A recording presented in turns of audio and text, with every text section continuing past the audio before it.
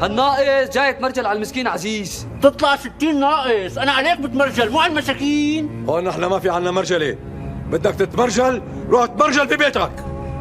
هو غلط بحقي يا عمي ابو حاتم. وانت هلا غلطت بحقه وغلطت بحق الحاره كلها. شو هي تتمرجل عليه ولك؟ ها؟ عمي اذا انا غلطت بحق اهل الحاره هلا بستسمح منهم بوس راسهم واحد واحد، بس انت اسمع مني شو صار.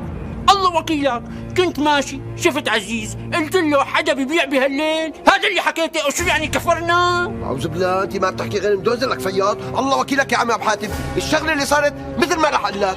اجا اخونا فياض قعد على الطاوله على الكرسي قال له بدي كاسه شاي، قال له حل عنا سكرنا. هذا اللي صار. عزيز تعال هون.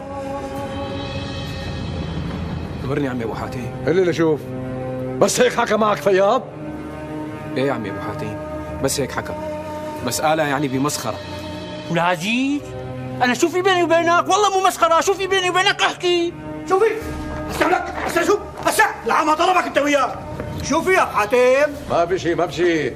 عزيز وفياض عم ياخذوا بياخذوا مع بعضهم من الحكي، هي كلها ما بشي. يلا يلا يا رجال، يلا كل واحد على شغله. يلا على شغله. يلا يلا يلا. سيستم. حاضر سيدي. هاتوا تعال يا ابني. مسكين يا فياض اكلها. السلام عليكم عم ابو حاتم.